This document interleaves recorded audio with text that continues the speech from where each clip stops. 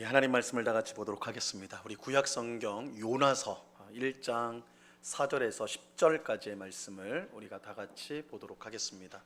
구약 성경 요나서 1장 4절에서 10절까지의 말씀입니다.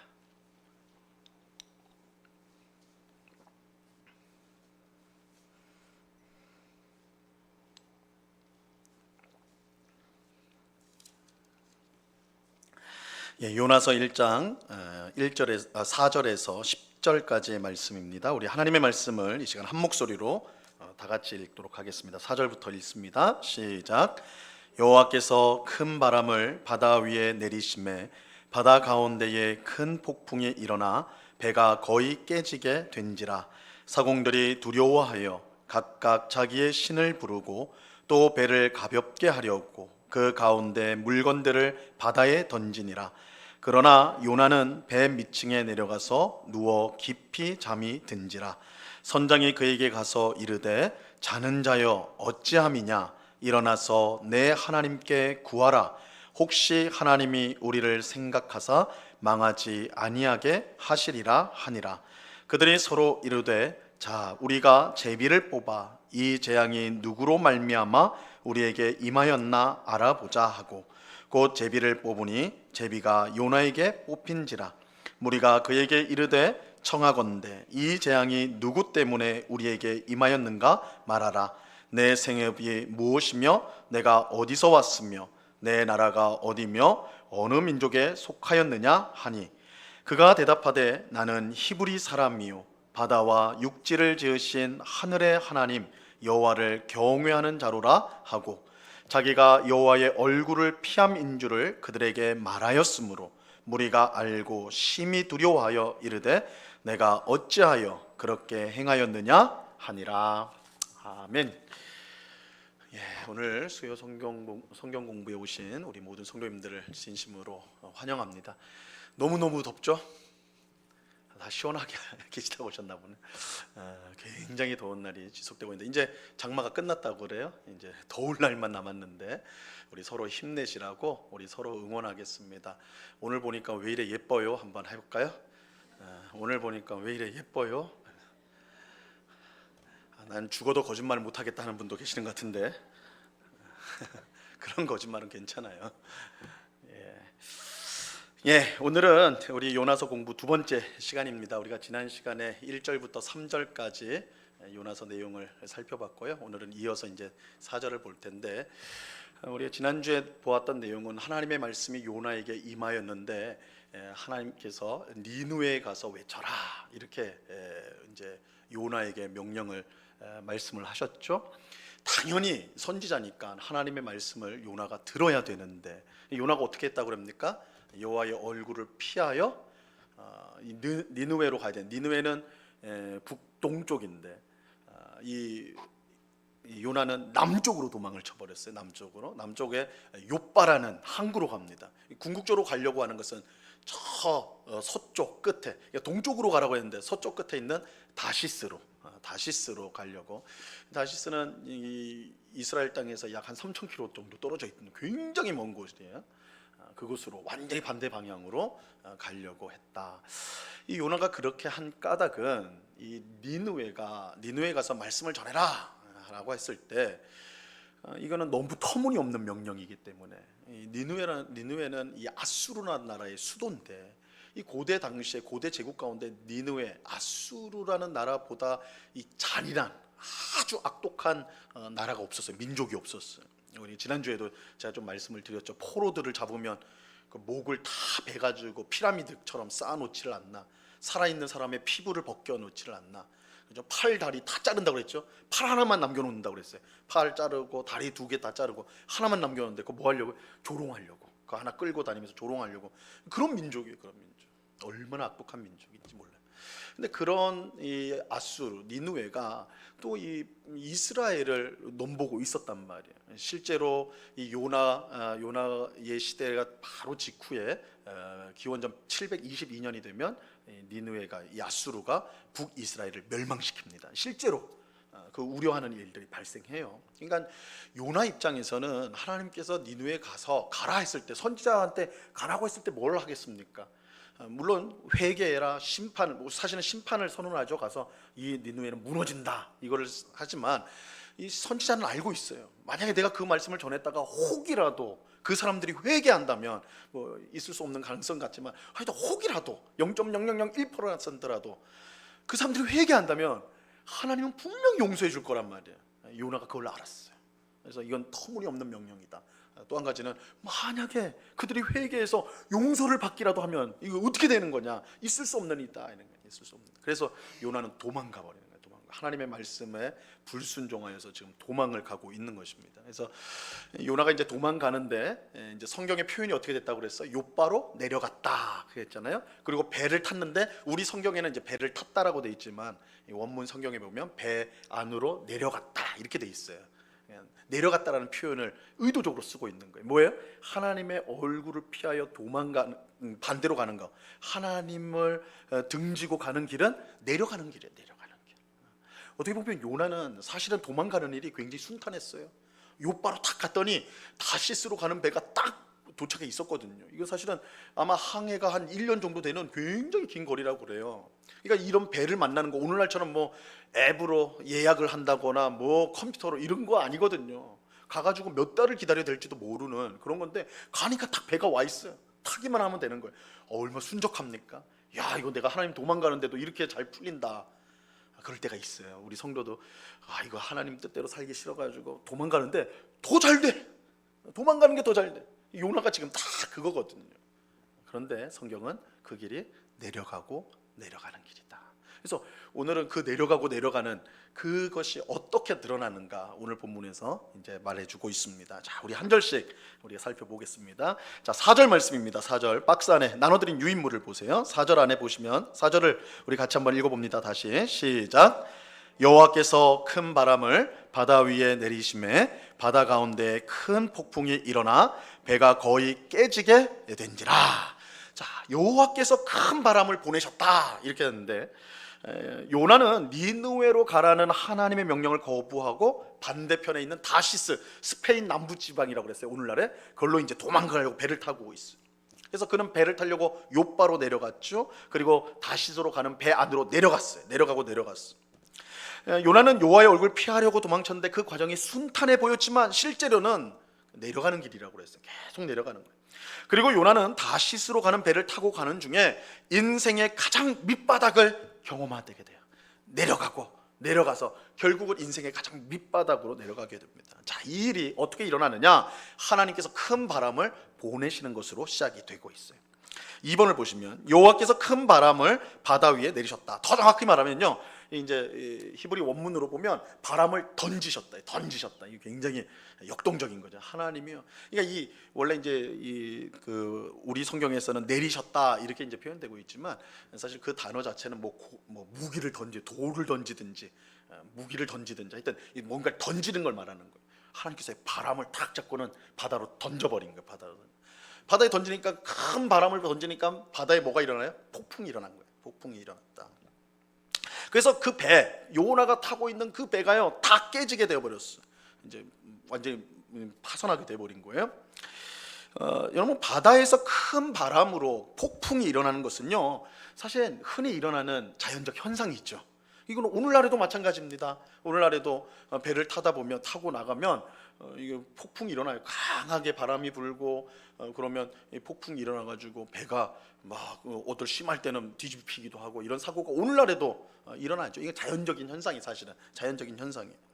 하지만 이번에 이 말씀의 경우에는요 예외예요. 이번 폭풍은 하나님께서 던지신 바람 때문에 일어난 폭풍이에요. 하나님이 바람을 던져서 폭풍이 일어나게 됐다는 거예요. 이 4절의 원문, 히브리 원문을 보면요, 사실 이제 이거는 이제 우리 한글 성경하고는 좀 다르기 때문에 이 부분은 우리가 좀 생각해봐야 되는데, 히브리 원문을 보면 원래 이 유대인들의 말하는 글을 쓸 때는 동사가 먼저 나오게 돼 있습니다. 보통은 동사가 나와요. 동사. 그래서 던지셨다 바람을 이렇게 돼야 되는 거예요. 하나님께서 던지셨다 하나님께서 바람을 뭐 이런 식으로 어순이 돼 있습니다. 먼저 동사가 나오게 돼 있어요. 근데 여기 이제 히브리 원문은 여호와께서 이렇게 나와요. 그러니까 우리 한글 성경이 딱 정확하게 번역을 한 거예요, 사실은. 하나님께서. 근데 우리는 원래 주어가 먼저 나와요. 우리 문장에서는, 그죠? 철수가 영희를 사랑했다. 철수가 주어가 나온단 말이에요.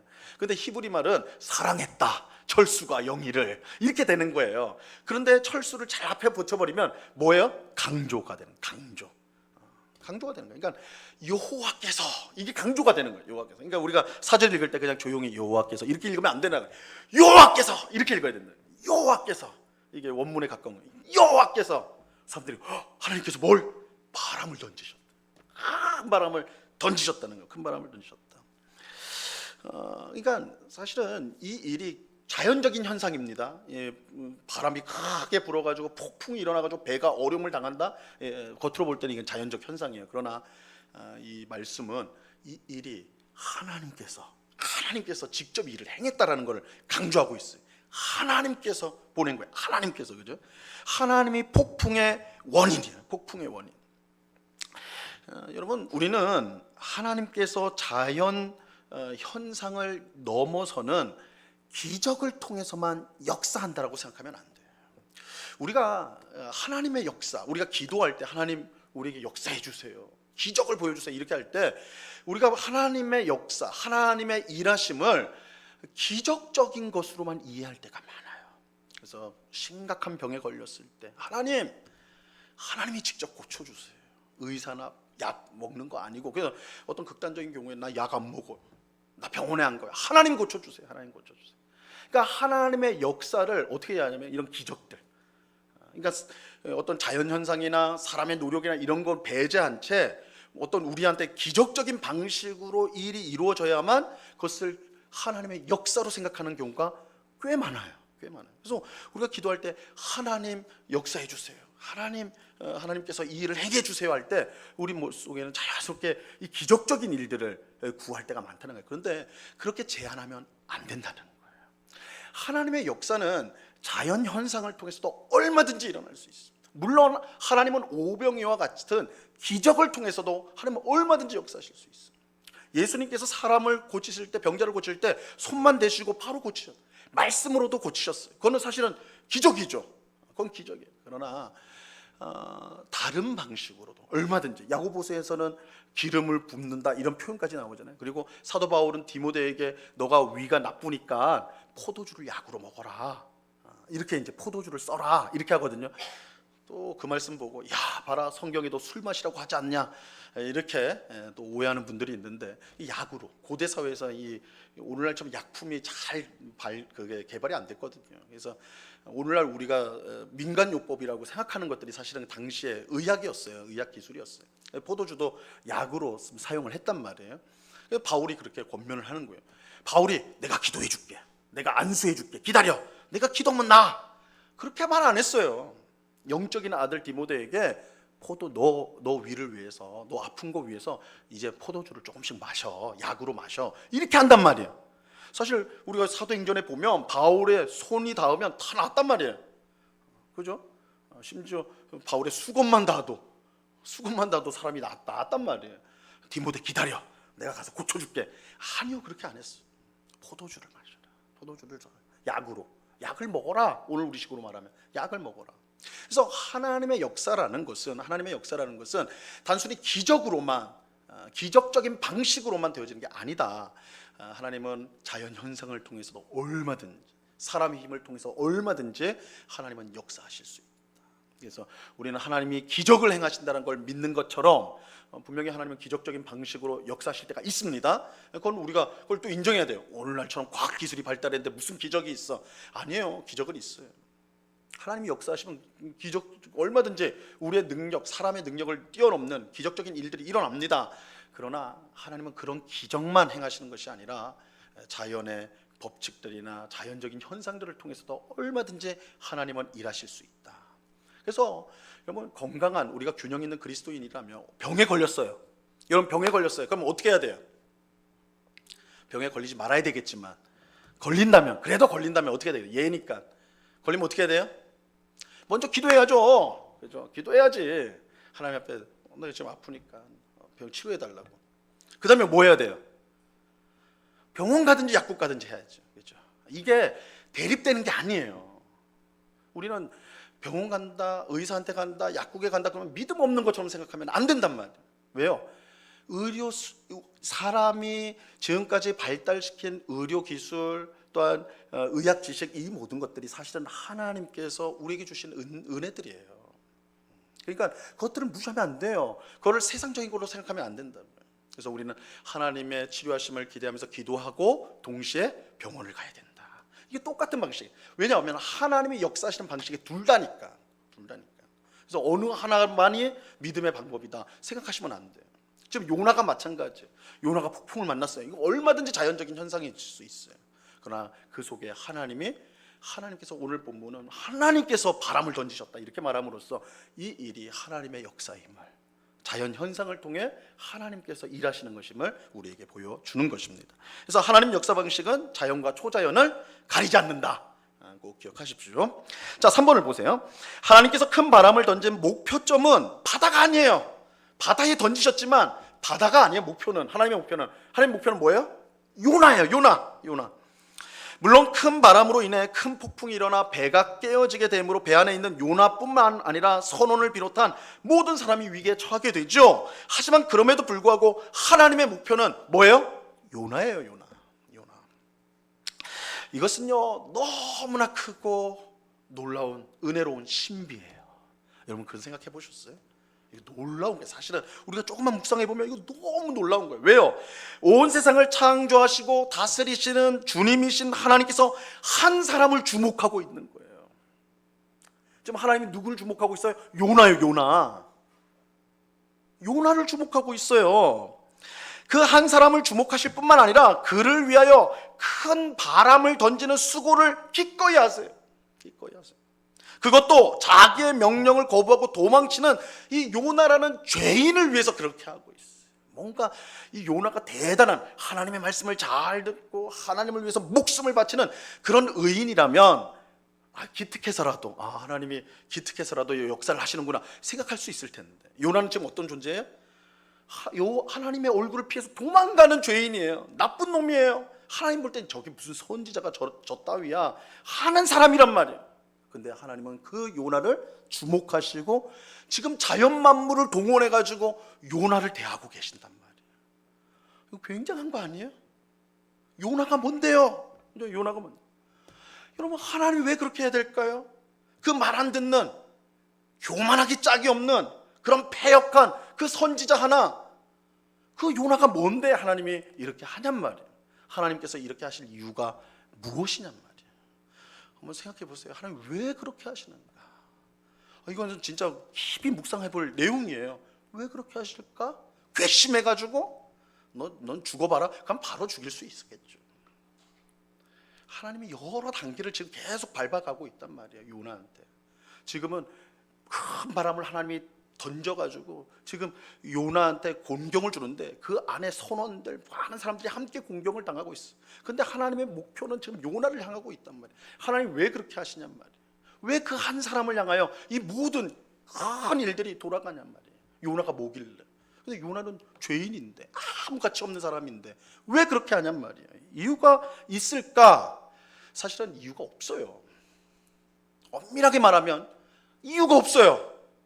그렇게 해야 될, 하나님이 그렇게 움직이셔야 될, 하나님이 요나에게 주목하고 요나를 위해서 그렇게 기꺼이 바람을 던지고 이 모든 일을 계획하고 움직이는, 그렇게 해야 될 이유가 하등 없어요.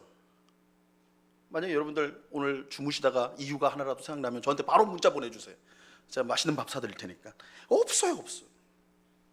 하나님이 한 사람을 위해, 그것도 불순종한 죄인을 위해 이렇게 행동해야 될 이유는 어디에도 없어요. 그렇다면 하나님은 왜 그렇게 하시는가? 단지 하나예요.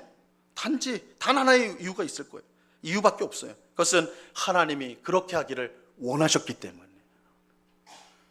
하나님이 그렇게 하기를 원하셨기 때문에. 여러분 이건 요나뿐만 아니죠.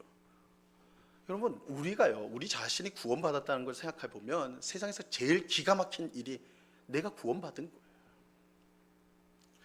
또 여러분 목사님 저렇게 말하는 거 보니까 목사님 참 삶이 참 개떡 같았구나. 그러니까 그런 말 하지. 정직하게 자신을 돌아봤어요. 저를 당연히 포함돼요. 여러분 하나님이 우리를 주목하시고 나를 위해서 그의 아들 예수 그리스도를 이 땅에 보내주고 십자가에 못 박혀 내 죄를 위해서 죽어줬다는 이 사실을 생각한다면 너무 기가 막힌 거예요. 나한테 무슨 그런 가치가 있어서, 내가 하나님 앞에 어떤 보탬이 돼서, 어떤 가치가 있길래 하나님이 그 일을 하셨는가? 없다니까요. 없다니까. 하나님이 여러분의 돈을 원하십니까? 여러분의 외모를 원하세요? 여러분의 건강, 시간을 원하셔서 그래요? 아무 가치 없어요. 하나님 앞에서는. 여러분이 아무리 내세우고 싶고 자랑하고 싶은 거 있다, 하나님 앞에서는 아무것도 아니란 말이에요. 그러니까 하나님 앞에서는 우리는 아무것도 아니에요. 근데 하나님은 아무것도 아닌 우리를 위해서 다 주셨단 말이에요. 그 아들 주셨으니까 다 주신 거죠. 왜 그렇게 하는가? 하나님께서 그렇게 하기를 원하셨기 때문에. 자, 우리 그 다음 장 보세요. 하나님께서 죄인을 일방적으로 사랑하시고 은혜 베푸시기를 기뻐하셔서 이런 일을 하는 것입니다. 하나님이 원해서요. 그래서 여러분, 성경이 우리가 죄인인 우리가 구원을 받았다고 할 때 그 원인은 우리한테 없어요. 우리 자신에게서 찾을 수가 없어요. 그래서 이건 너무 놀라운 신비예요. 그럼 누구한테 찾아야 돼요? 하나님께 찾아야 돼요. 하나님 외에는 이 원인이 없어요. 그래서 에베소서 1장에서는 하나님이 그의 기뻐하시는 뜻대로, 그가 그렇게 하기를 원하셨다는 거예요. 죄인인데, 심판받아 마땅한 죄인인데, 아무 가치 없는 존재인데 사랑하기로 작정을 하신 거예요. 사랑하시는 거예요. 그래서 자신의 모든 것을 주시는 거예요. 지금 요나가 그런 거예요. 하나님께서 그 큰 바람을 보내가지고 큰 어려움을 당하게 해요. 왜 그렇게 하시냔 말이에요. 하나님이 원하시대요. 요나를 원하시기 때문에 그런 거예요. 자, 하나님께서 큰 바람을 던지는 것은 불순종한 요나를 향한 심판으로 볼 수 있지만 그 이면에는 죄인을 구원하기 원하시는 하나님의 놀라운 사랑과 은혜가 있는 거예요. 여러분, 창세기 32장에 보면요, 이 야곱이 야복강가에서 이제 하나님과 씨름하는 이야기가 나와요. 이 분이엘 사건으로 유명한 사건인데, 이 야곱이 이 얘기하려면 또 이 시간 다 가니까 탁 잘라버려가지고, 야곱이 에서 장자권 뺏었잖아요. 이 야곱은 머리 잘 돌아가는 사람이거든요. 근데 좀 형 에서는 좀 둔감한 사람이었어요. 동생한테 당했어요. 장자권을 팔아먹었어요. 이게 형이 죽이려고 그랬어요. 그래서 피난을 갑니다. 외삼촌 집으로. 그래서 20년 동안 피난 생활을 해요.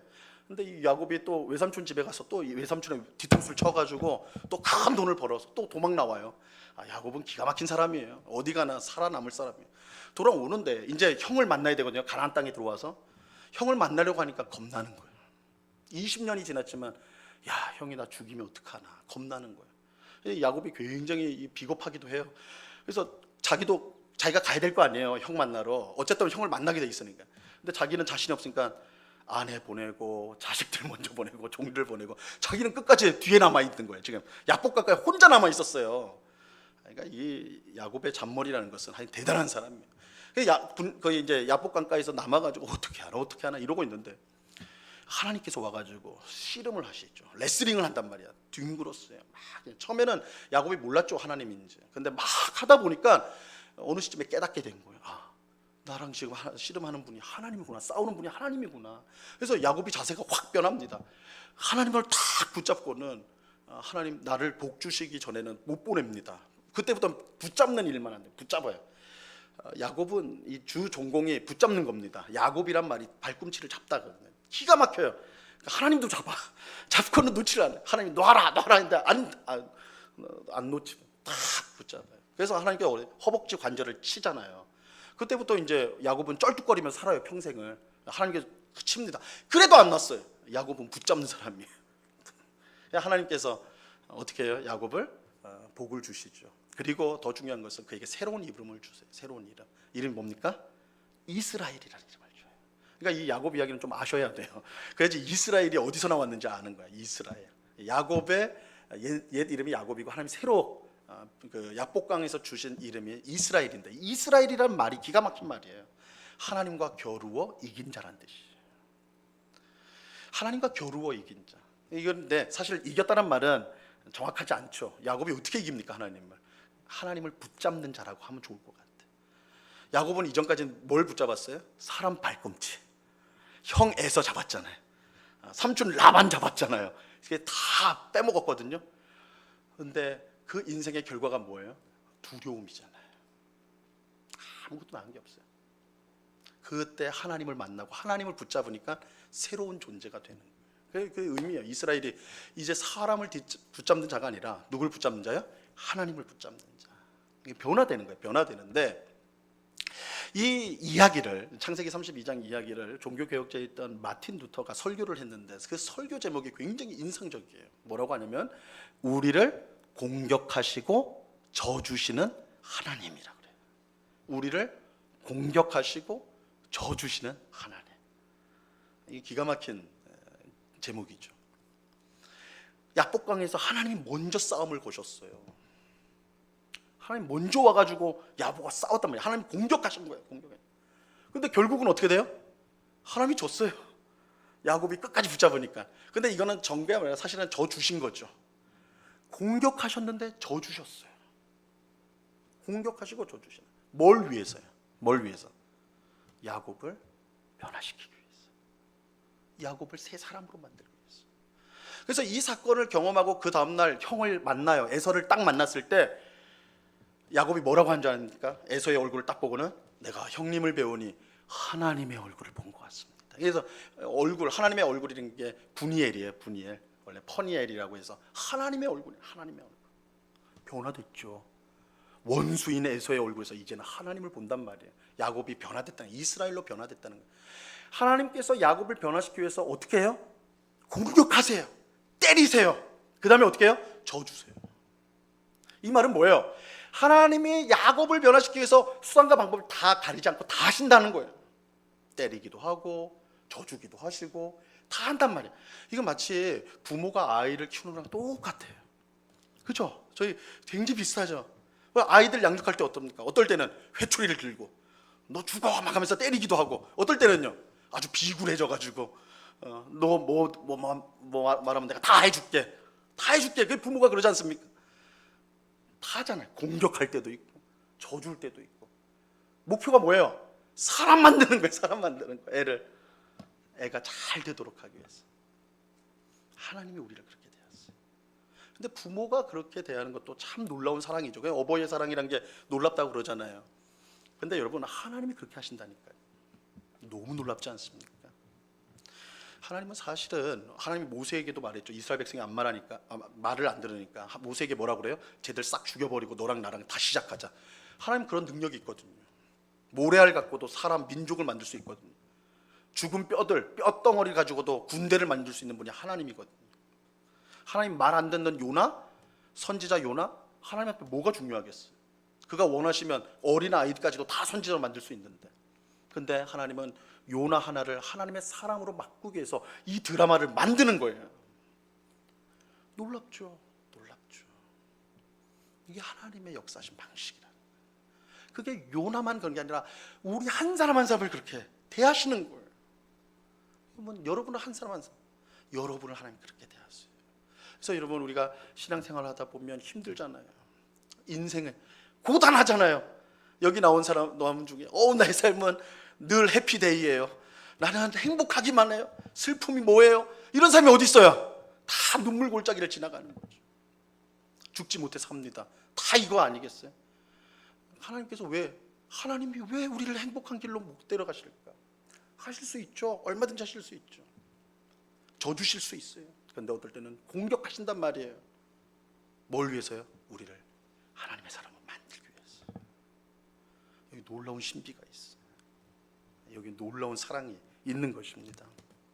그러니까 우리가 요나서를 보면서 하나님 요나를 어떻게 대해 가시는가, 정말 신비롭고 놀라운 은혜예요. 놀라운 은혜. 자, 2번을 보세요. 배가 거의 깨지게 되었다. 이것도 흥미로운 내용인데, 우리 성경은 배가 거의 깨지게 된지라 이렇게 표현했는데, 이거를 원문으로 보면 더 정확히 말하면 배가 스스로 깨어질 것을 예상했다. 누가 예상했다고요? 배가 예상을 했대요. 배가. 이거 무슨 말이에요? 마치 배가 사람처럼, 자기가 배가 말하는 거예요. 말도 안 되죠. 배가 나 이제 깨지겠는데, 바람이 너무 세서 나 망가지겠는데. 말이 안 되죠. 이 의인화예요. 의인화. 배가 주어예요. 야, 내가 깨지겠다, 나 작살나겠다, 이렇게 말하는 거예요. 왜 되게 흥미로운 부분이죠. 왜 이렇게 해석을 했을까? 번역 이렇게 썼을까? 우리 성경은 이제 싹 그 부분을 빼가지고 이제 정상적으로 이제 이렇게 했는데 우리가 이해하게끔. 근데 원래대로는 배가 말하는 것처럼 하는 거예요. 배가 스스로 자기가 깨질 것을 예상했다 이 말이에요. 원래대로 하자면. 왜 그렇게 하는가? 여기 이유가 있어요. 보세요. 여기 보면 하나님이 큰 바람을 던지셨죠. 바람이 하나님 던지셨으니까 당연히 하나님 뜻대로 날아간 거예요. 그러니까 폭풍이 일어났어요. 그것도 하나님의 뜻으로 되는 거예요. 배가 그리고 뭐 그 선원들도 막 다 거기에 영향을 받아서 막 되는 거죠. 심지어 뭐까지요? 배까지요. 배도 하나님이 움직이는 대로 그대로 다 돌아가고 있어요. 근데 거기서 딱 한 사람만 하나님 원하시는 방향 반대로 가고 있어요. 누구예요? 요나예요. 요나.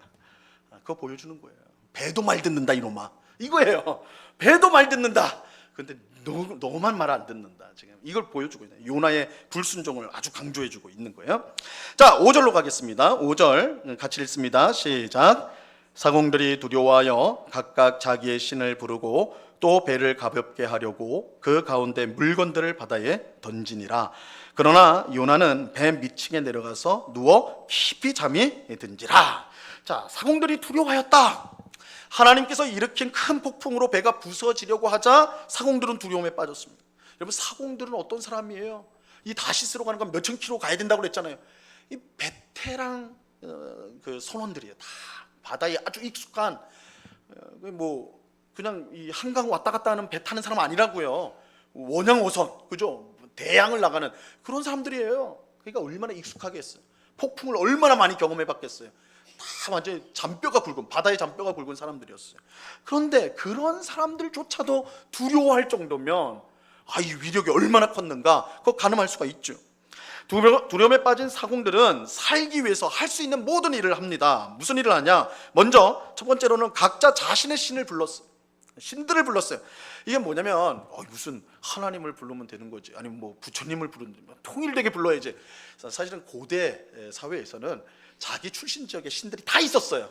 지역 신들이. 그러니까 이 선원들이 한 지역에서 나온 사람들이 당연히 아닐 거 아니에요. 각 지역에서 온 사람들이 아닐 거 아닙니까?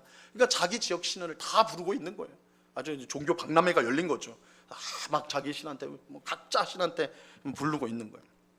이것은 이 폭풍이 사람의 힘으로는 안 된다라는 것을 그들이 인식한 거예요. 먼저 기도하는 거예요. 기도하였어요.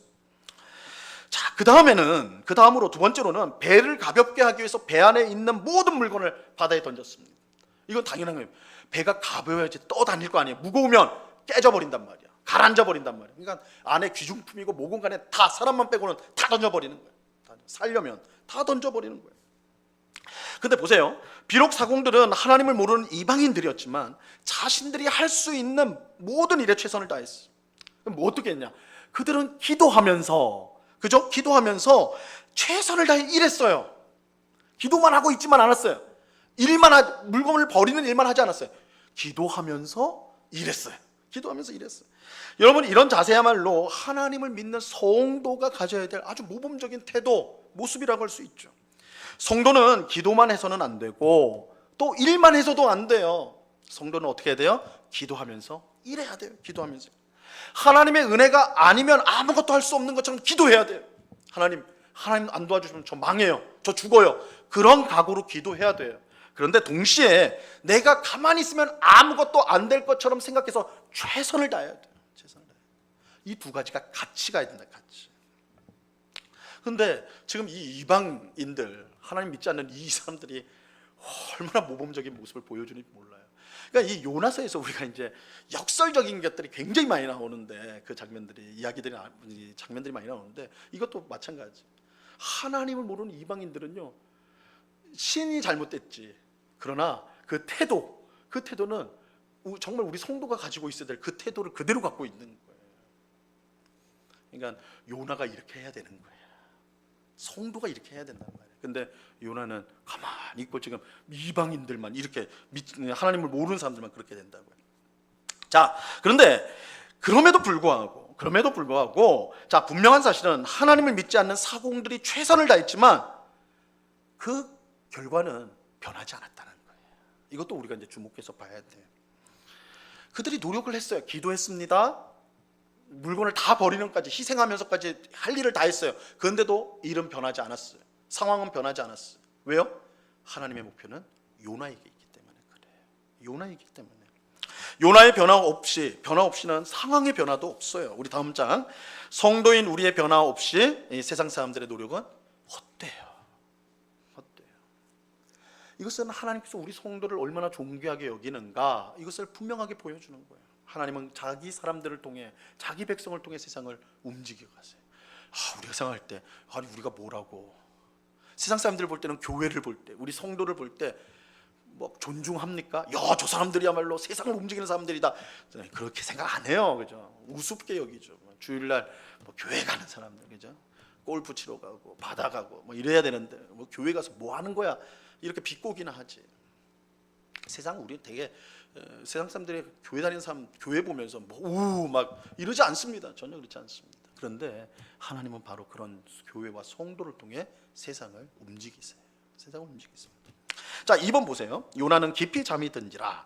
큰 폭풍을 만나 살기 위해 필요한 모든 일을 하는 사공들과는 대조적으로 이 모든 사태의 원인 제공자인 요나는 뭐 하고 있었다고요? 배 밑층에 내려가서 깊은 잠이 들었어요. 깊은 잠이 들었어요. 요나는 폭풍을 만나기 전부터 잠들었을 수도 있습니다. 그러니까 하나님한테 도망쳐오는 길이니까 얼마나 긴장을 많이 했겠어요. 그래서 아주 기절했듯이 잤을 수도 있겠죠, 그죠? 그러나 많은 학자는 폭풍이 온 이후 사공들이 살기 위해 분주할 때 요나는 일부러 배 밑으로 내려가 잠을 잔 것으로 봐요. 이게 이제 이 글이 쓰여져 있는 이제 그 글을 이제 문장을 학자들이 연구를 해보니까 이게 요나가 처음부터 자고 있었던 게 아니라 폭풍이 와가지고 선원들이 살려고 기도도 하고 물건 버리고 그 장면을 다 보면서 본 후에 몰래 밑으로 쫙 내려와서 잠을 잤다는 거예요. 사실 요나만큼 이 사단이 난 거를 요나만큼 잘 아는 사람이 없어요. 원인을 자기잖아요. 자기 때문에. 요나가 도망 내려왔다는 거예요. 그리고 깊은 잠에 들었다라는 거예요. 그러니까 요나는 지금 일어나는 일을 모두 알면서도 모른 척하고 있다는 거예요. 이 요나는 참으로 깊은 잠에 빠진 것이죠. 이 잠은 진짜 단순히 잤다 이 의미보다는 그가 하나님으로부터 멀리 떨어져 있는 영적 상태를 상징적으로 보여주는 거예요. 영적으로 잠든 상태, 그죠? 실제로 잤지만 그걸 영적으로 보면 하나님과 멀리 떨어져 있는 사람. 그래서 그는 생명보다 죽음에 더 가까이 있는 사람.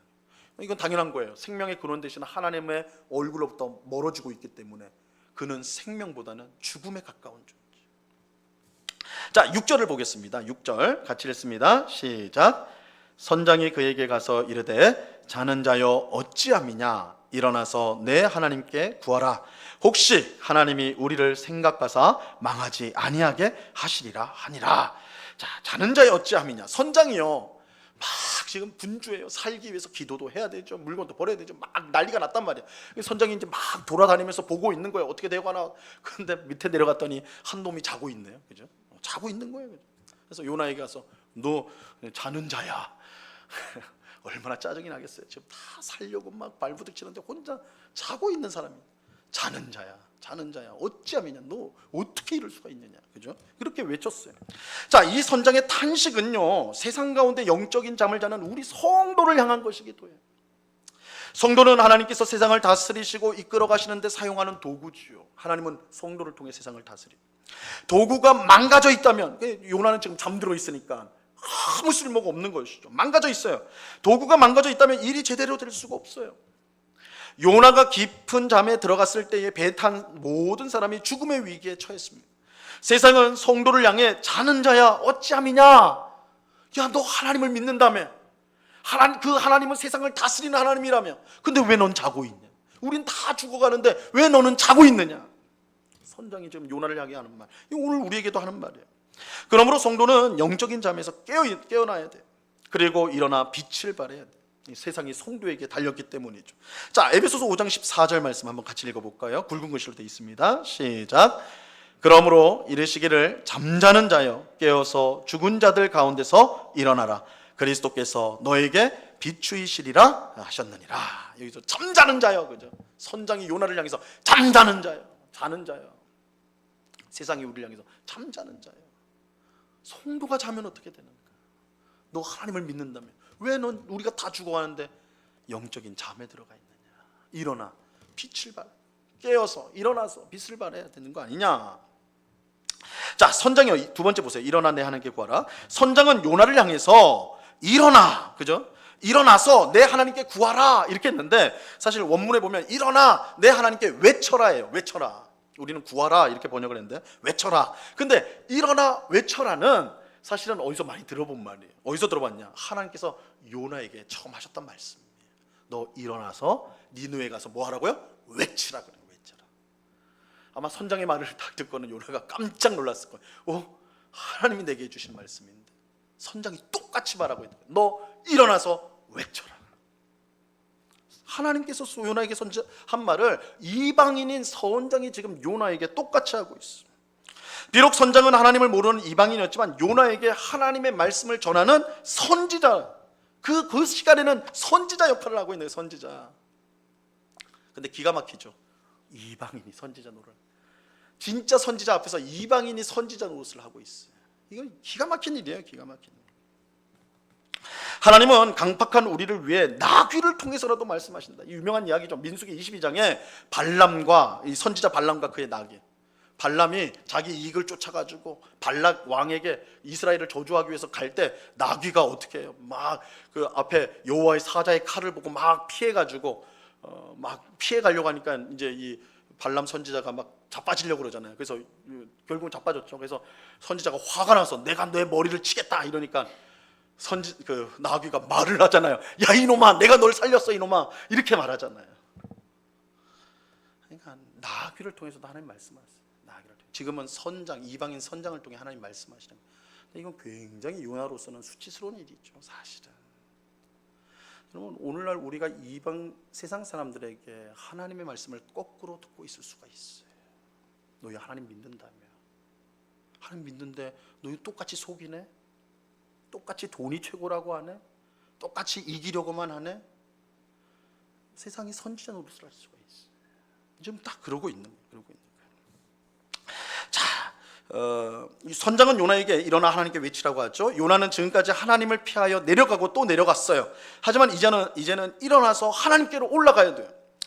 회개는 이제 하나님께 돌아가는 것이 회개죠. 회개는 잘못을 그치는 정도가 아니라 방향을 돌리는 겁니다. 방향을 돌리는 거예요. 방향을. 그래서 이제 이 원문에는 숲이라는 말은 수부라고 하는 건 돌이키는 거, 돌이키는 거. 그리고 신약에서는 메타노이아라고 그래요. 마음을 돌리는 거예요. 돌리는 거예요. 그러니까 방향이 돌아가는 거예요. 그러니까 회개라는 것은 잘못했습니다, 이게 아닙니다. 잘못했습니다가 아니라 잘못된 데서 돌이키는 거예요. 돌이켜서 어디로 가요? 하나님께로 가는 거예요. 그러니까 회개는 방향의 전환이에요. 항상 하나님께 가는 게 회개입니다. 그래서 참된 회개는 하나님께로 돌아가는 거예요. 그리고 참된 회개만이 우리를 구원으로 인도할 수가 있습니다. 이방인 선장이 선지자 요나에게 가르쳐 준대요. 뭐라고 해요? 선장이 하나님이 우리를 생각하사 망하지 아니하게 하시리라. 회개하면. 그러니까 선장이 제대로 지금 선지자 역할을 하고 있는 거죠. 너가 회개하면, 하나님께 외치면 하나님이 우리를 망하지 않게 할 거야. 7절입니다. 7절 같이 읽습니다. 시작. 그들이 서로 이르되 자, 우리가 제비를 뽑아 이 재앙이 누구로 말미암아 우리에게 임하였나 알아보자 하고 곧 제비를 뽑으니 제비가 요나에게 뽑힌지라.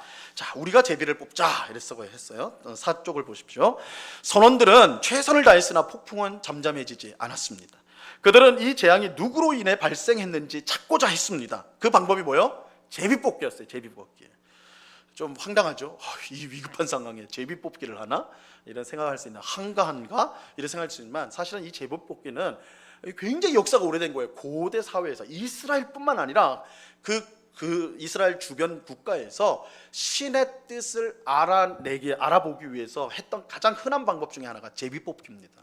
그래서 뭐 방식이 여러 가지 있는데 보통 쓰던 방식은 돌 조그만 돌을 4개를 해가지고 2개의 색칠을 해요. 그래서 색칠을 해가지고 그 색칠된 것과 색칠 안 한 것들 혹은 다른 색으로 칠한 그 돌들을 던져서 같은 색이 나오면 이게 신의 뜻이다. 또 다르면 아니다 뭐 이런 식으로 판별을 했습니다. 판별을 했어요. 그래서 여기서 제비 뽑았을 때 뭘로 했는지는 우리가 이제 정확히는 알 수가 없어요. 어쨌든 굉장히 흔한 방법이었다라는 거. 실제로 제비 뽑기는 성경에서도 하나님이 사용하시는 방법이기도 했어요. 이스라엘 백성들이 가나안 땅에 들어갔을 때 하나님께서 땅을 분배하잖아요. 땅 분배할 때 뭘로 분배해요? 제비 뽑기로 해요. 제비 뽑기로. 제비 뽑기로. 그리고 예수님이 승천하신 후에 제자들이 원래 12명이었어요. 그죠? 근데 가룟 유다가 죽었단 말이에요. 그래서 11명이 됐습니다. 그래서 한 명을 보충을 해야 됐어요. 이 12이 중요한 이유는 12지파예요. 12지파. 그러니까 하나님의 총 백성을 뜻하는 게 때문에 12명이 채워져야 돼요. 이 상징성이 있기 때문에. 그래서 한 명을 보충을 하는데 마띠아를 집어넣죠. 어떻게 해요? 제비를 뽑아요. 제비를 뽑아. 두 사람을 올려놓고 제비를 뽑습니다. 그러니까 신구약 다 제비 뽑기가 있죠. 자, 잠언서는요 제비 뽑기와 관련해서 이렇게 말씀을 하고 있습니다. 제비는 사람이 뽑으나 모든 일을 작정하기는 여호와께 있느니라. 자, 이 말은 뭐냐면, 이 말씀은 뭐냐면 제비 뽑기는 그 자체로 하나님의 뜻을 보여준 건 아니에요. 자, 보세요. 그러니까 이 말은 뭐냐면 제비 뽑기만 하기만 하면, 어쨌든 하기만 하면 그게 하나님의 뜻이다. 아니요, 그런 뜻은 아니에요. 사람이 뽑는 거예요. 그런데 작정은 하나님이 하신다. 이 말은 뭐예요? 사람이 뽑는 게 중요한 게 아니에요. 그것을 통해서 하나님이 정하신 것이 드러날 뿐이라는 거예요. 그러니까 결국 하나님이 하는 거예요. 그러니까 제비 뽑기라는 거는 사람이 주도하지 못한다라는 거예요. 우연이잖아요. 여러분 돌 던져가지고 어떻게 나올지 그거 어떻게 알아요? 그죠? 막 또 속이고 막 이런 거 아닌 이상은 딱 정직하게 던져서는 어떻게 아냔 말이야. 그 면이 어떻게 나올지 모르잖아요. 그죠? 근데 하나님은 다 알고 계시는 거예요.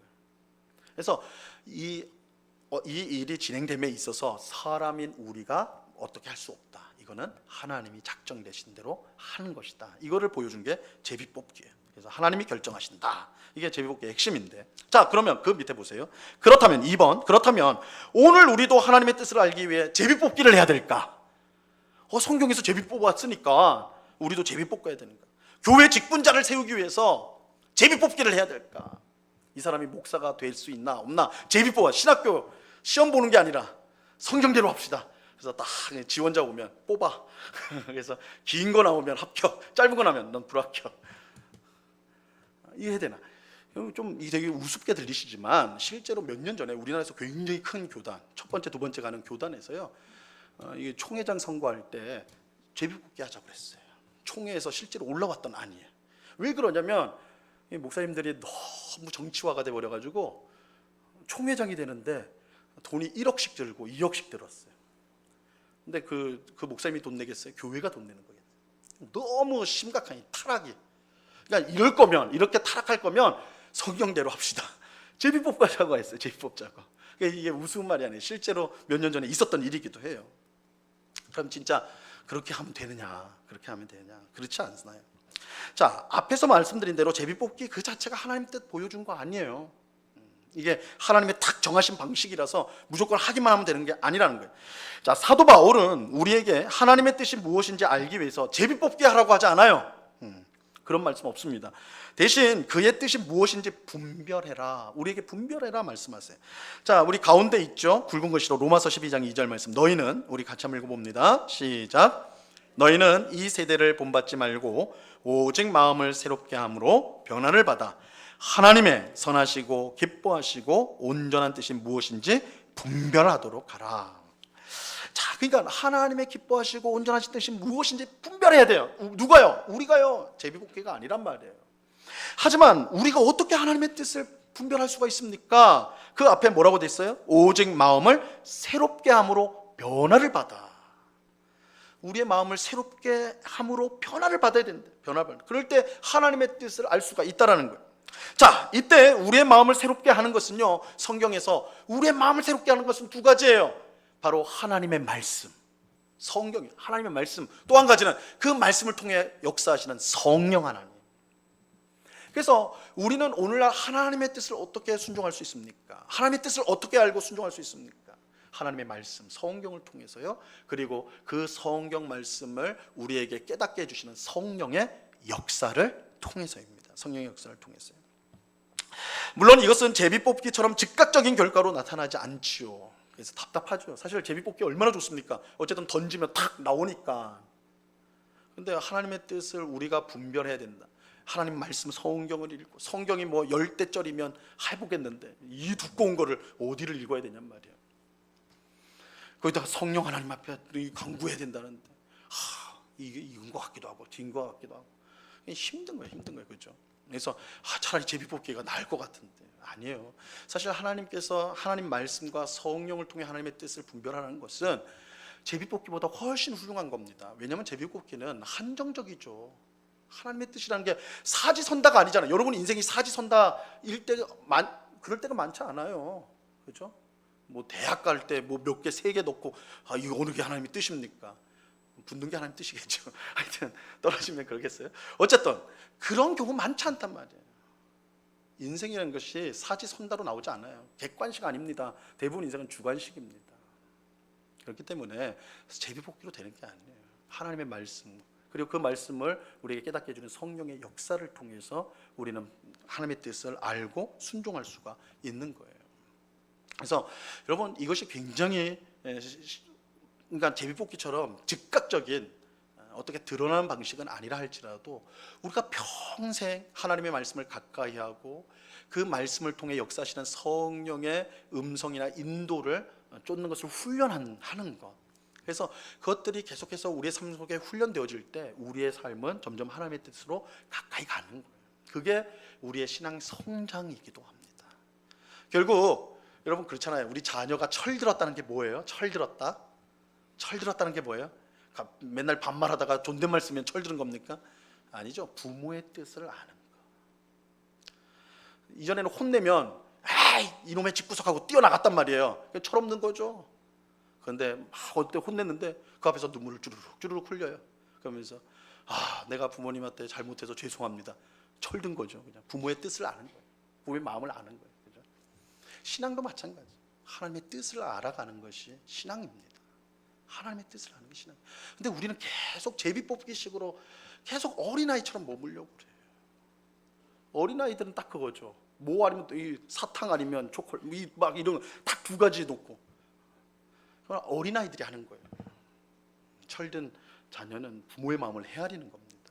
그래서 우리가 하나님의 뜻을 알아가는 과정이 쉬운 게 아니에요. 그러나 우리가 평생을 통해서 말씀과 성령의 역사를 통해 하나님이 우리의 삶을 향한 뜻이 무엇인가 철들어가는 거, 이게 신앙생활입니다. 그러니까 하나님의 뜻을 아는 것을 마치 하나님의 뜻은 A, B, C, D 혹은 1, 2, 3, 4 중에 그 중에 하나다, 다른 거 하면 내 인생은 꼬인다. 아니요, 그런 법 없습니다. 그런 법 없어요. 여러분 아마 여러분 이런 분 있을 거예요. 내가 그때 이 선택을 잘못해서 내 인생이 완전히 망가졌다. 그때 하나님의 뜻이 아닌 걸 선택한. 내가 저 남편을 만나지 말았어야 돼. 그때 이 남편이랑 나 좋다고 따라하는 사람을 만났어야 되는. 내가 좋다고 하는 사람 따라다녔다가 이렇게 됐다. 결혼했다가 이게 하나님의 뜻이 아닌데 이게 하나님의 뜻인데 나는 실패해가지고 이렇다. 그렇게 생각하는 사람 많거든요. 여러분 그 하나님을 불신앙하는 겁니다. 여러분 엄밀히 말하면요, 우리의 선택이 하나님의 인도하심, 하나님의 뜻을 좌절시킬 수 없어요. 우리가 잘못된 선택을 혹 했더라 할지라도 그 과정 가운데 하나님은 그 잘못된 선택을 하나님의 뜻에 맞는 선택으로 바꿔 가십니다. 그러니까 직선으로 못 갈 때면 우회해서라도 빙빙 돌아서라도 와요. 우리 그런 신앙 고백 많이 하잖아요. 이스라엘 백성이 그러지 않았습니까? 이스라엘 백성이요, 그 시내산에서 가나안 땅까지가 얼마 거리라고요? 열흘 길이에요, 열흘 길. 근데 얼마 만에 들어갔습니까? 40년 만에 들어갔어요. 40년. 그것도 기적이죠. 10일 만에 갈 거리를 40년 걸렸으니까 그거 기적 아닙니까? 이스라엘 백성은 기적의 백성이에요. 근데 보세요. 순종하면 10일이에요. 불순종하면 40년이에요. 그죠? 불순종하면 40년. 근데 그들이 우리는 다시 돌아가겠다, 잘못된 선택을 했어요. 근데 그들이 완전히 잘못됐습니까? 그들이 못 들어갔어요? 아니요. 그들이 잘못된 선택을 했음에도 불구하고 하나님은 결국은 데리고 가셨어요. 그죠? 다만 시간이 길어졌어요. 그러니까 하나님의 뜻을 좌절시키지 못해요. 여러분의 혹 젊었을 때 어떤 실수를 했고 잘못된 선택을 내가 했다고 생각해서 그것 때문에 내 인생이 이렇게 망가졌다, 그렇지 않습니다. 하나님 그런 하나님 아니에요. 그런 하나님 아니에요. 그래서 우리가 과거에 붙잡혀 있으면 안 돼요. 내가 그때 잘했으면, 아니요, 그렇지 않아요. 조금 길어졌어요, 길이. 그럴 수는 있어요. 그러나 하나님은 원래 목표했던 곳으로 데려가십니다. 그걸 믿으셔야 돼요. 믿으셔야 돼요. 그래서 하나님의 뜻을 아는 과정이 막 탁 한눈에 보이는 것처럼 그렇게 되는 거 아니다. 우리는 계속해서 우리의 믿음이 성장해 가면서 알아가야 된다. 이것을 꼭 기억하셔야 됩니다. 자, 8절 갑니다. 8절 같이 읽겠습니다. 8절 시작. 우리가 그에게 이르되 청하건대 이 재앙이 누구 때문에 우리에게 임하였는가 말하라. 내 생업이 무엇이며 내가 어디서 왔으며 내 나라가 어디며 어느 민족에 속하였느냐 하니. 자, 이 재앙이 누구 때문에 우리에게 임하였는가 말하라. 제비뽑기를 통해서 요나가 뽑혔어요. 요나가 이제 큰 폭풍의 원인 제공자라는 게 밝혀졌습니다. 사람들은 요나에게 보다 자세히 질문합니다. 그러니까 이 이방 사람들이요 얼마나 젠틀한 사람들인지 몰라요. 너그러운 사람들인지 몰라요. 사실 우리 같으면, 우리 한국 사람이었으면 어떻게 했을까요? 벌써 던져버렸을 거예요. 그죠? 너 때문이야 하면서 우리가 때려잡든지 던지든지 했을 텐데, 얼마나 친절합니까? 내 생업이 뭐냐, 내 직업이 뭐냐, 너 어디서 왔냐, 나라가 뭐냐, 민족이 뭐냐, 이렇게 물어보잖아요. 이방인들이 굉장히 친절해요. 자, 9절 보세요. 9절 같이 읽습니다. 시작. 그가 대답하되 나는 히브리 사람이요 바다와 육지를 지으신 하늘의 하나님 여호와를 경외하는 자로다 하고. 나는 히브리 사람이다. 5쪽을 보세요. 요나는 자신을 히브리 사람이라고 소개합니다. 왜 이렇게 했느냐? 이스라엘 사람입니다 안 하고 히브리 사람이라고 했느냐? 히브리 사람은 이스라엘 백성들이 자신을 이방인들한테 소개할 때 보통 했던 소개법이었어요. 히브리 사람이다. 그래서 요나도 똑같이 그렇게 한 겁니다. 나 히브리 사람이다. 또 요나는 자신이 바다와 육지를 지으신 하늘의 하나님 여호와를 경외하는 자다, 이렇게 말을 해요. 자, 요나는 하나님을 바다와 육지를 지으신 하늘의 하나님 여호와라고 고백하고 있어요. 이 고백은 하나님에 대한 정통 고백이에요. 그죠? 100점짜리 고백이에요. 하나님 누구세요? 하늘과 땅과 바다를 창조하시고 다스리시는 주님, 주권자. 이게 성경에서 말하는 하나님 정통적인 신앙 고백 아닙니까? 그죠? 하지만 문제는 뭐예요? 그의 신앙 고백은 정통이었지만 그의 삶은 그것과 하등 상관이 없었다는 거예요. 요나는 지금 하나님의 얼굴을 피하여 도망가다가 하나님이 보내신 큰 폭풍 가운데 있었습니다. 그러니까 요나의 신앙 고백은 그의 삶과 분리되어 있었어요. 그잖아요. 바다와 육지를 지으시는 하늘의 하나님 여호와를 경외하는 자. 나는 두려워하는 자다. 하나님 두려워해가지고 지금 도망가는 거예요? 우습게 여기는 거 아니에요, 하나님을? 그러니까 신앙 고백하고 삶하고 따로 노는 거예요, 따로 노는 거예요. 그러니까 삶과 분리된 이런 신앙 고백은요, 아무리 정통이라도 아무 소용이 없죠. 힘이 없죠. 우리가 개혁주의 신학을 한다, 우리 성경적인 신학을 한다, 우리는 우리 성도님들은 크게 생각하겠죠. 우리는 합신 깨끗한 교단이다. 근데 그게 아무리 정통적이고 좋은 거라 할지라도 우리의 삶과 상관이 없다면 아무 소용없어요. 우리가 요나를 보면서 야, 너 신앙 고백 너무너무 좋다, 괜찮다, 그래요? 다 비웃죠. 너 정말 그래? 야, 네 믿는 하나님이 그렇다는데 너 정말 그 하나님 믿는 거야? 너 정말 경외하는 자야? 두려워하는 자야? 그거 아닌 것 같은데? 그의 정통 고백이, 정통 신앙 고백이 오히려 그를 우습게 만들고 있는 것이죠. 이게 좀 우리의 모습이 아닌지를 돌아봐야 돼요. 자, 마지막 10절을 보겠습니다. 10절 같이 읽습니다. 시작. 자기가 여호와의 얼굴을 피함인 줄을 그들에게 말하였으므로 무리가 알고 심히 두려워하여 이르되 내가 어찌하여 그렇게 행하였느냐 하니라. 무리가 알고 심히 두려워했다. 요나는 자기가 하나님의 얼굴을 피하여 배에 탔고 그 결과 큰 폭풍을 만나게 되었다고 말하였습니다. 이 요나는 알았어요. 자기가 원인 제공자라는 것을 요나는 알고 있었어요. 사람들은 이 사실을 알고 심히 두려워해서 내가 어찌 그렇게 행하였느냐. 요나는 세상 사람들에게 근심을 주는 존재예요. 성도가 세상 사람들에게 근심을 주는 존재가 되었습니다.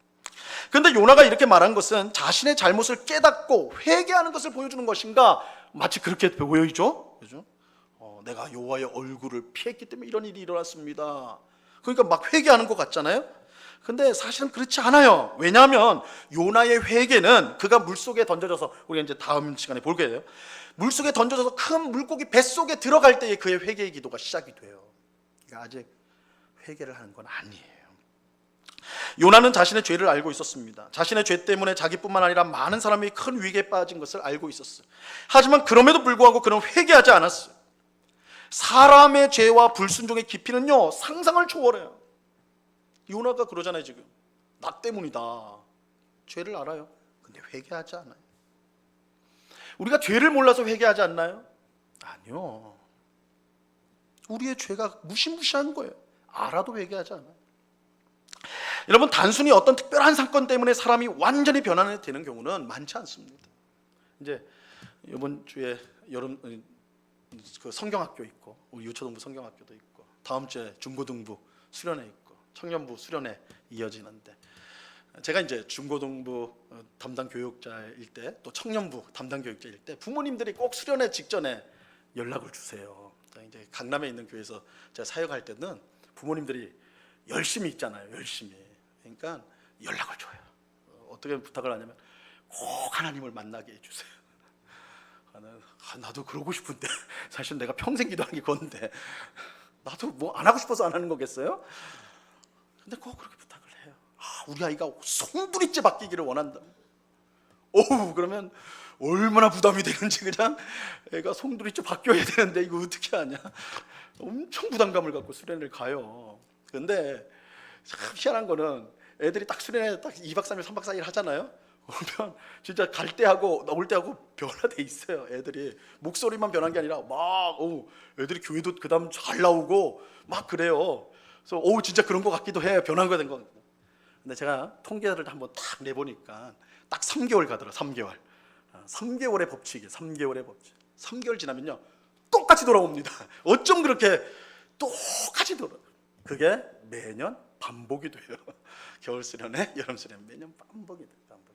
근데 물론 그것도 귀한 거죠. 근데 뭘 말하냐면 사람은 어떤 한 사건 때문에 변화되지 않습니다. 그러니까 뭐 단정을 할 수는 없죠. 단정을 할 수 없어요. 그런데 단 한 사건으로 하는 게 아니라 삶에 하나님께서 우리의 인생 가운데 수많은 사건들을 경험하게 하세요. 그래서 어떤 사람이 그 사건을 통해 내가 어떤 일을 통해서 변화됐다? 그것은 그것 때문만은 아니고 그 앞에 이미 무수한 일들이 하나님께서 설치해 놓은 일들이 다 있는 거예요. 그걸 경험하다가 탁 터진 거겠죠. 사람이요 쉽게 변하지 않습니다. 그래서 하나님 한 번만, 아니요 한 번으로 안 돼요. 안 돼요. 100번만 1000번만 이렇게 하셔요. 한 번으로 안 변화됩니다. 사람의 죄성이 그만큼 강력해요. 변하지 않습니다. 잘 변하지 되지 않나요? 하나님께서 누구보다 이 사실을 잘 아세요. 그래서 요나를 향한 손길은요 큰 폭풍으로 멈추지 않습니다. 큰 폭풍을 해서 죽음 직전까지 갔다가 딱 살려주면 요나가 살았다, 이제 하나님 말씀 잘 들을게요, 그럴 수는 있어요. 근데 딱 3개월이라니까요. 3개월이에요. 안 돼요. 그래서 하나님 그걸 잘 아세요. 그래서 요나가 가장 밑바닥으로 내려가 진정으로 회개할 수 있도록 하나님은 준비하고 계세요. 사람의 죄와 불순종의 깊이는 상상을 초월하는데, 상상을 초월해요. 그런데요 참 감사한 것은 우리를 변화시키려고 하는 하나님의 끈질긴 손길에 비하면 그것도 아무것도 아니라는 거예요. 우리의 죄성이 못 이겨요. 우리가 아무리 뻔뻔하고 강팍해도요 하나님의 손길을 이길 수가 없어요. 하나님은 결국 우리를 바꿔놓으세요. 그래서 우리가 사람에 대해서 실망하지만 신앙의 눈으로 기대하셔야 돼요. 이게 같이 있어야 돼요. 한편으로는 실망해요. 사람은 기대할 게 아니에요. 그러나 한편으로는 하나님이 저 사람을 어떻게 변화시킬까, 어떤 사람으로 만드실까, 이 기대감이 항상 있어야 돼요. 그러니까 두 가지가 같이 가야 돼요. 절망과 기대가 같이 가야 돼요. 절망과 기대. 사람은 안 되지. 맞아요, 안 돼요. 근데 하나님은 돼요. 하나님은 그런 사람을 변화시키십니다. 이게 우리가 자신에 대해서 난 진짜 아니구나, 나 같은 나쁜 놈이 어딨나, 절망하면서 동시에 근데 내가 이런 사람인데, 그런 나를 하나님은 사랑하시고 변화시키신다. 그 기대감을 갖고 사는 거예요. 하나님은 못하실 일이 없으세요. 요나를 바꾸시잖아요. 이제 우리가 그거는 나중에 보겠습니다. 오늘은 4절부터 10절까지의 말씀을 함께 보았습니다. 같이 기도하겠습니다. 하나님 아버지 감사합니다. 요나서 말씀을 통하여서 오늘 우리에게 주시는 말씀, 나에게 주시는 말씀, 교회에 주시는 말씀이 무엇인지 우리가 생각하고 우리가 고쳐야 될 거, 회개해야 될 거, 각성해야 될 것이 있다면 우리가 그렇게 변화될 수 있도록 주님 앞에 엎드리게 하옵시고, 또한 주님이 주시는 위로와 격려와 복이 있다면 그것을 풍성히 받아 주님 앞에 늘 주님을 기쁘시게 하는 삶을 살아가는 저희가 되게 하여 주시옵소서. 감사하오며 예수님의 이름으로 기도드리옵나이다. 아멘.